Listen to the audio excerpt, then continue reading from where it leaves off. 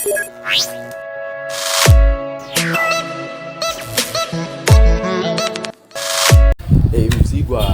vya football y'Uburundi igirishije uno munsi ivyigwa bijejwe vyerekeye imigwi ikina mu cicaro ca mbere.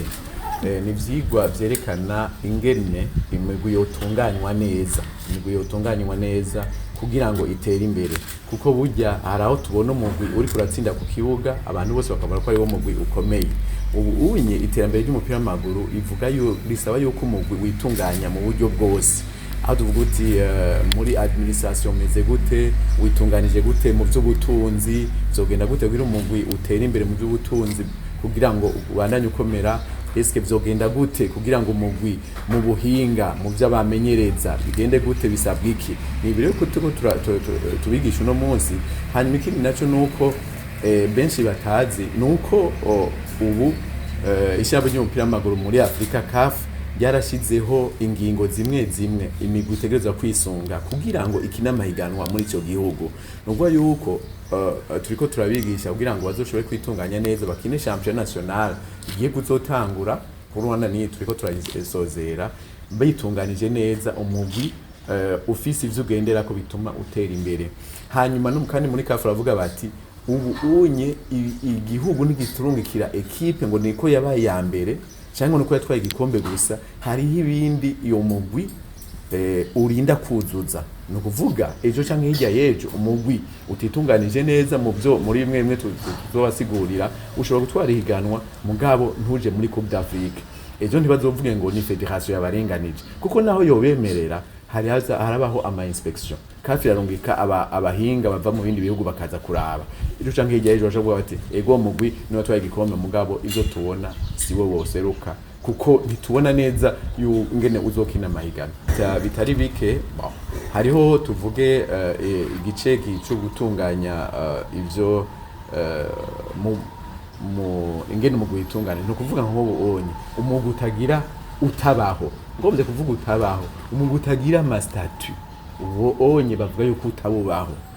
Hanyuma umugwi udafise nta mugwi utagira president, mugabo umugwi ufise president wenyene uwo siwe.